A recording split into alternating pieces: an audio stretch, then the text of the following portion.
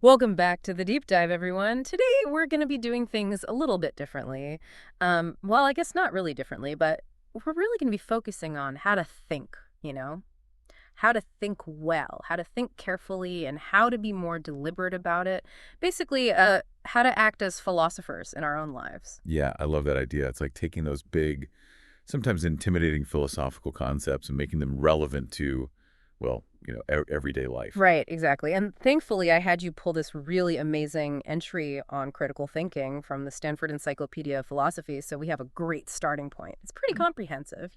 It covers the history, different definitions, and like all sorts of aspects of this way of thinking. It's a great resource for sure.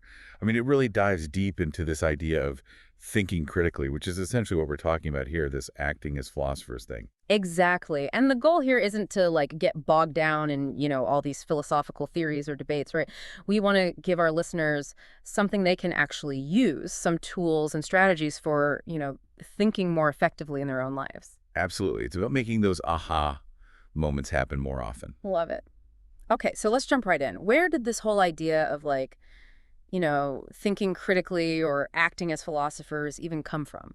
Well, the entry actually traces the formal discussion of this all the way back to John Dewey, the American philosopher and educational reformer. He's kind of a big deal in this area. Oh yeah, I've definitely heard of Dewey. Wasn't he big on like hands-on learning and experience? Exactly. He was all about learning by doing, and he saw this type of thinking, he called it reflective thinking, as being closely tied to a scientific approach to the world. Reflective thinking. I like that. It suggests that it's more than just passively absorbing information. There's an active component to it.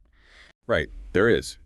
He defined it as active, persistent, and careful consideration of any belief or supposed form of knowledge in the light of the grounds that support it and the further conclusions to which it tends. So it's about really examining what you believe, looking at the evidence, and seeing where that leads you, right? Exactly. It's about digging deeper, not just accepting things at face value. Okay, I'm with you so far. So Dewey's the big name here, but he wasn't the first one to think about this kind of deliberate thinking. Oh, yeah, no, not at all. Dewey himself was influenced by earlier thinkers like Francis Bacon, John Locke, and John Stuart Mill. They each, in their own way, argued that being rational and questioning is crucial for education and understanding. So this idea has been around for a while. It's pretty cool to see that connection through history. But how did this reflective thinking, this acting as philosophers, actually make its way into the world of education? The entry highlights the 1930s and the progressive education movement, particularly the Eat Your Study. They really embraced critical thinking as a major educational goal. And they didn't just leave it at that. They developed ways to actually assess how well students were developing those skills. So they were trying to measure it. That's Yeah. interesting. It shows they took it seriously. Yeah, definitely. Right. Later on, researchers like Glaser showed that critical thinking abilities could actually be taught and improved through practice.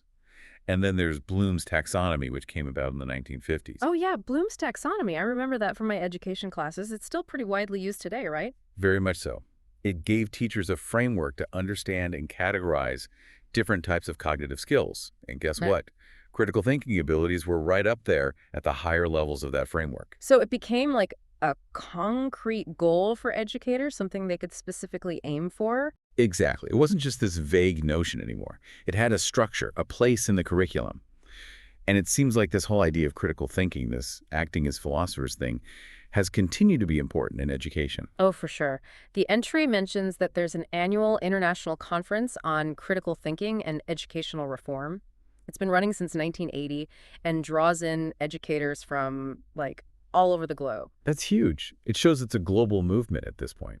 Right. And it's not just conferences. The California State University system, for example, has required all their undergrads to take a course in critical thinking since 1980. Wow, so it's been formally integrated into higher education for decades.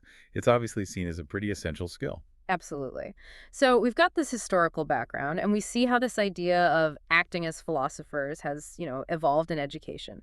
But let's get down to brass tacks here. The entry also provides some really concrete examples of what this reflective thinking actually looks like in everyday situations. And Dewey himself offered three main ones. Let's start with the transit example. Oh yeah, the transit example, that one's really relatable. It's about someone downtown who sees a clock that says 12:20 and suddenly realizes they have an appointment up on 124th Street at 1 o'clock. And Dewey walks us through their thought process. So it's like, we're getting a glimpse into how this person is actually reasoning through the situation. Exactly. They think about taking the surface car, but then realize it'll take too long. Then they consider the subway express, but is there even a station nearby? Then they think about the elevated train, but where would they catch that? And finally, they decide the subway is their best bet because it's faster and closer to their destination. It's fascinating how even in this, seemingly simple situation, we see that mental process of weighing different possibilities, thinking about their consequences, and then, choosing the most logical solution. And I think that's a really important takeaway for our listeners. It's about not just going with the first idea that pops into your head, but actually exploring the options and making a good conscious choice. Okay, makes sense. Now, what about that ferry boat example, the one with the mysterious white pole? I remember that one being pretty interesting. Oh yeah, that's a good one. It shows us how we form hypotheses and test them out, even in our everyday lives. Mm. So the person sees this pole and their first thought is, okay, it's got to be a flagpole. Seems logical, right? Right, that's the first thing that comes to mind. But Right. then they start noticing things that don't quite fit. Exactly.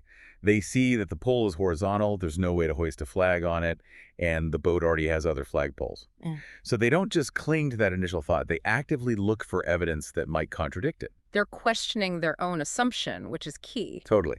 So then they start thinking, okay, maybe it's an ornament. But then they see similar poles on all the ferry boats, which seems a bit odd for just an ornament. Then they think, well, maybe it's for a wireless telegraph. But again, the placement doesn't really make sense for that. So they keep generating these alternate hypotheses, testing them against the evidence, and finding reasons to doubt each one. Right. And eventually they consider the possibility that it's actually a direction indicator for the pilot. And this explanation fits the evidence much better. It's positioned lower than the pilot house, its angle would be visible from the pilot's viewpoint, and even tugboats would need a guide like that. And this example really makes you think, right? How often do we stick to our first assumptions, even when we encounter information that challenges them? That's a really good question. It highlights how important it is to, actively consider different possibilities and be willing to change our minds based on new information. Absolutely. Okay, so the third main example Dewey gives is about bubbles on tumblers.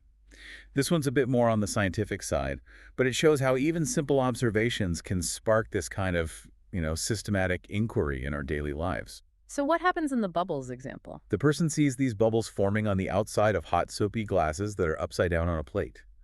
Then they see the bubbles moving inside the glasses. Okay, interesting observation. What do they do with that? Well, first they figure out where the bubbles are coming from. It's air that was trapped inside the glasses. Then they start reasoning about why that air would leave.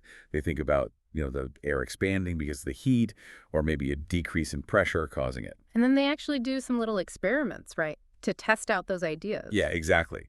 They shake some glasses to trap cold air. They hold others with the mouth facing down to prevent air from entering. And they even put an ice cube on a glass to see if the bubbles move in the opposite direction. So they're applying a scientific approach to this everyday observation. They're noticing something, forming hypotheses, testing them out, and then drawing conclusions based on what they observe.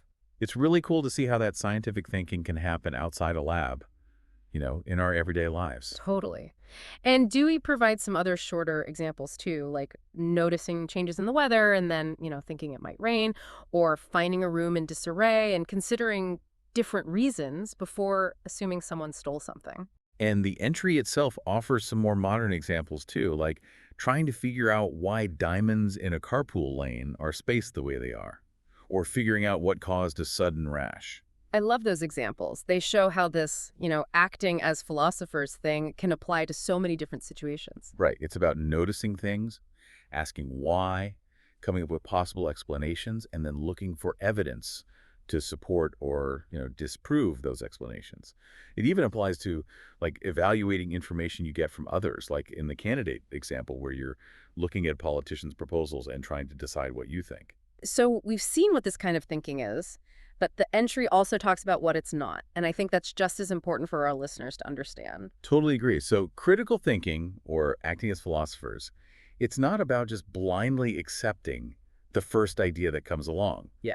without any thought. Right. You have to be willing to question things. But it's also not about endlessly delaying making a decision, even when there's like a ton of evidence pointing in a particular direction.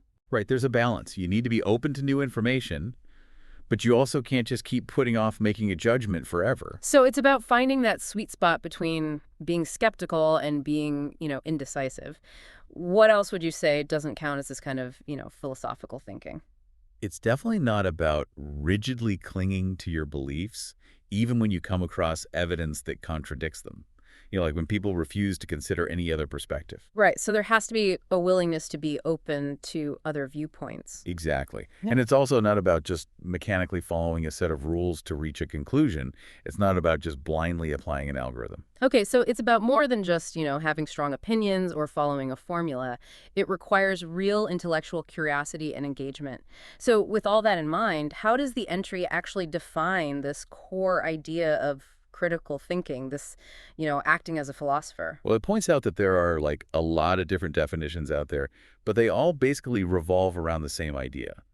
Careful, goal-directed thinking. Careful. Goal-directed thinking. That's a good one. It's not just, random thoughts floating around. It has a purpose, and it's done with a certain level of, precision and attention. Right. And Balin and her colleagues, they identified three key features that most educators agree on. One, it's thinking done with the purpose of deciding what to believe or what to do. Two, the person doing the thinking is trying to meet certain standards for, how good and accurate their thinking should be.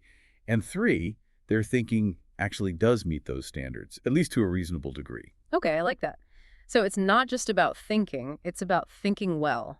And the entry also mentions that there are different variations in how people think about critical thinking. Like some focus on building your own understanding, while others focus more on evaluating what others say. Yeah, that's one distinction.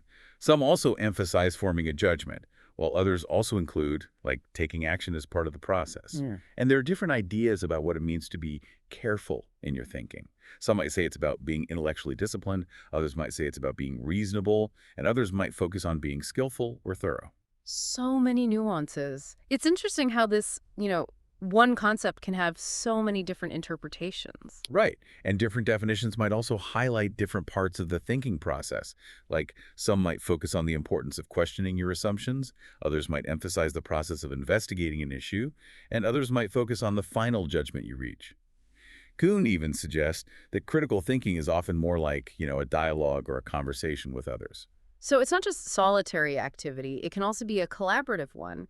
And in the context of education, a definition of critical thinking acts as kind of like a blueprint or a guide, right? Exactly. It's like a programmatic definition Hmm. that helps students understand and adopt those critical thinking criteria and standards. Makes sense. But here's something interesting. The definition of critical thinking usually doesn't include things like, having good morals or being ethical. Right. It often focuses on the cognitive aspects of thinking. But Ennis brings up a really important point about what he calls correlative dispositions. These are like related qualities that are important for making sure critical thinking is actually used for good. Okay, I'm intrigued. What are some of these correlative dispositions? Things like caring about the dignity of others, having a sense of fairness, and being willing to consider the consequences of your actions. Ennis argues that critical thinking, without these kinds of considerations, can be, well, deficient or even dangerous. Yeah, I can definitely see that. You could be really good at analyzing arguments, but if you don't care about the impact of your conclusions, that's a problem. Exactly. So there's almost an ethical dimension to truly effective thinking. It's not just about being smart, it's about using your smarts responsibly. Okay, so we've talked about the history, the definitions, the different aspects of critical thinking, but let's get to the heart of the matter here. Why should our listeners actually care about all of this? What's in it for them? Why should they want to act as philosophers in their own lives? Well, Dewey believed that reflective thinking was crucial for both personal well-being and, addressing societal problems.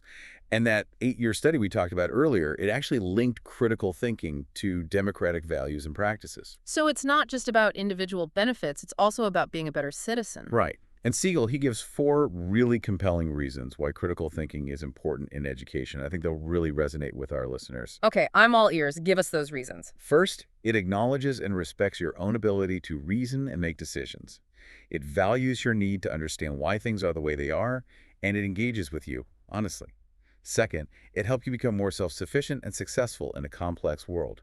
You'll be better equipped to analyze information, solve problems, and make informed choices. Those are definitely important. What about the other two? The third reason is that it introduces you to the traditions of rational inquiry that are at the heart of, fields like history, science, and mathematics. You start to understand how knowledge is created and tested, which is really valuable. And finally, it prepares you to be a more thoughtful and engaged citizen in a democracy. You can participate more effectively in public discourse, critically evaluate political arguments, and make informed decisions about, who to vote for and what policies to support. Wow, those are some pretty compelling reasons. So we know why it's important, but how do we actually do it? What's the process of critical thinking, this, acting as a philosopher, actually look like in practice? Dewey outlined 5 phases, but he was careful to say that it's not always a strict linear process. Sometimes you might jump around a bit or go back and forth between phases. Okay, so it's more like a flexible framework than a rigid set of steps. Right. So the first phase is suggestions. These are those initial ideas or possibilities that come to mind when you encounter a problem or a question. Then there's the phase of intellectualization, where that, vague sense of unease or confusion gets turned into a clearly defined problem. So it's about going from, something's not quite right here, to, okay, here's the specific issue I need to figure out. Exactly. Then comes the phase of hypothesis formation. This is where you start coming up with possible explanations or solutions, those educated guesses that you can then test out. And these hypotheses guide your observation and your search for more information. Right. Exactly. And then you move into the phase of mental elaboration, where you think through the implications of your hypotheses and, reason about them. You try to figure out what would happen if each hypothesis were true. And finally, you reach the phase of testing. This is where you actually try out your hypotheses, either through physical action or by mentally simulating the consequences. It's a really active and engaging process. And the entry mentions that it can even be a kind of spiral pattern where you might redefine the problem as you learn more. Yes, it's not always a straight line from start to finish. Right. You might go back and refine your problem statement or come up with new hypotheses based on what you discover. And the entry also cautions against something we touched on earlier, confirmation bias. It's that tendency to look for information that just confirms what we already believe.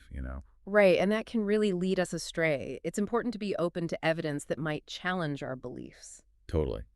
And the entry also offers a more detailed checklist conception of the critical thinking process. It includes steps like noticing when something is difficult or unclear, defining the problem you're trying to solve, coming up with potential solutions, gathering evidence, evaluating the credibility of that evidence, and then drawing conclusions based on what you found. So it's like having a mental checklist to make sure you're covering all the bases. Exactly. And to use that checklist effectively, you need certain mental components, right? The entry breaks down critical thinking into these specific mental acts and states. Okay, so these are like the building blocks of the thinking process. What are some of those components? Well, there's observing, which is about paying close attention to what's happening around you, gathering information through your senses. Then there's feeling, which in this context refers to those, internal states that motivate you to think critically. Things like feeling puzzled or curious or having a desire to find a solution. And those feelings can be really powerful motivators, right? They are. Then there's wondering, which is basically the act of asking yourself questions about what you're observing or considering. Then there's imagining, which is about thinking of different possibilities, coming up with those what-if scenarios. And then inferring, which is about drawing conclusions based on the information you have, making logical connections between ideas. So it's not just about taking in information, it's about actively processing it, connecting the dots, and figuring out what it all means. Right. And of course, there's knowledge. That's the information you already have stored in your brain, the facts and concepts you can draw on as you think. And then there's experimenting, which is about actively testing out your ideas, seeing what happens when you try things out. And these days, with so much information available online, the ability to consult sources and evaluate their credibility is also super important. You're absolutely right. And then there's identifying and analyzing arguments. This is about understanding how people are using reasoning to try to persuade you of something. Okay, so we can see these components at work in Dewey's examples, right? Definitely. Like in the bubbles example, there's observation, wondering about the cause, imagining different explanations, using existing knowledge about science, and then doing those little experiments. And in the transit example, there's that feeling of urgency, imagining different routes, inferring how long each one would take, and then making a decision. Exactly. And while Dewey's examples didn't focus on consulting outside sources as much, it's a crucial skill today, especially when we're bombarded with information from so many sources. Makes sense. So we've got these mental components, these building blocks of critical thinking, but we also need, the motivation and the skills to actually use them effectively. The entry talks about the inner drive and skill set that are necessary for acting as philosophers. Yes, it's about having both the ability, the skills and knowledge, and the willingness, the dispositions or habits of mind to think critically. So it's not enough to just know how to think critically, you also have to want to do it. Right. It's about having those intellectual virtues, those qualities that make you inclined to engage in thoughtful inquiry. And the entry divides these dispositions into two categories, initiating dispositions and internal dispositions. Okay, I like that distinction. So what are some of those initiating dispositions, the ones that kind of, get the ball rolling? Well, there's attentiveness, which is being aware of when a situation requires careful thought. Then there's a habit of inquiry, that natural curiosity that makes you want to understand things. Self-confidence is important too, believing in your ability to reason and figure things out. It's hard to get started if you don't believe in yourself. Totally. And you need courage to question your own assumptions and the way things have always been done. Open-mindedness is crucial too, being willing to consider different perspectives, even if they challenge your own. And then there's a willingness to suspend judgment until you've gathered enough information. So it's about being humble, recognizing that you don't have all the answers right away. Exactly. And then there's trust in reason, believing that reason is a reliable way to reach understanding. Although, some thinkers, like Thayer Bacon, argue for a more expansive view that also includes intuition, imagination, and emotion as valuable tools. Interesting. So it's not just about pure logic, it's about using all the resources at your disposal. All right. And finally, there's a genuine seeking of the truth. It's that desire to get to the bottom of things, to figure out what's really going on. It's like, having that intellectual honesty, that commitment to understanding, even if it's uncomfortable. And then there are those internal dispositions, the ones that help you think well once you've started. Right, exactly. Those include things like being able to maintain focus on the question at hand, being clear about how you define the problem, being willing to persist even when it gets tough, and Right. having the willingness to self-correct when you realize you're on the wrong track. It's like having that mental stamina and flexibility. And of course, there are also the abilities or skills that we need to actually put these mental components into action. Yeah, and there's some debate about whether these skills are generic, like they apply to any situation, or whether they're specific to different subject areas.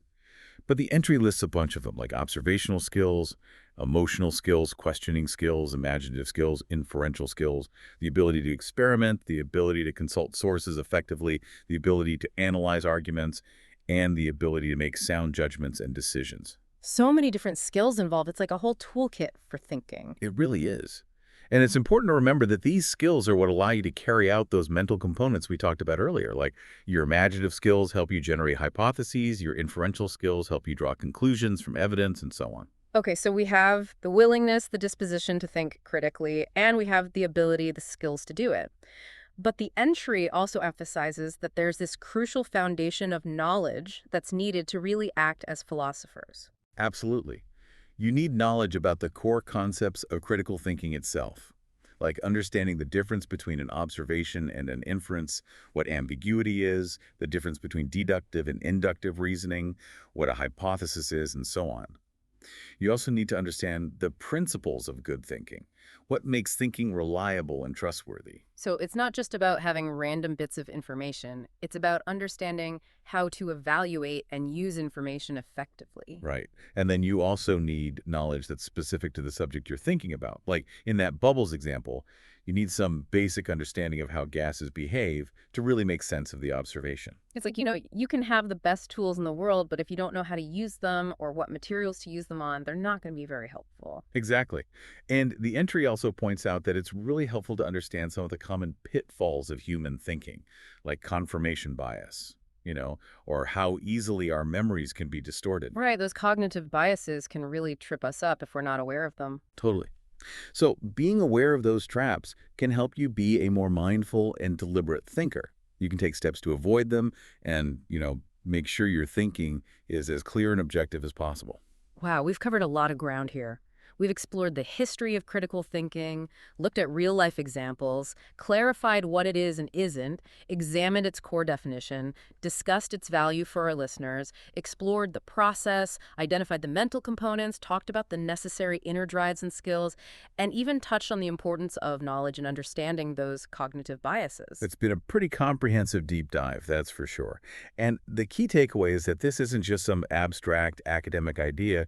It's a powerful and practical way to engage with the world around you, make better decisions in all aspects of your life, and really deepen your understanding of, well, just about anything. Absolutely. So as you go about your day, we want you to think back to a recent situation where you reacted, kind of automatically without really thinking things through, and ask yourself, how might applying those phases of reflective thinking or consciously using some of those dispositions and abilities we talked about have changed your approach or even the outcome? What would it have looked like to be more open-minded, to question your assumptions, or to really consider the evidence? What does that tell you about the potential for, incorporating this philosophical mindset into your everyday life? We really encourage you to keep exploring these ideas.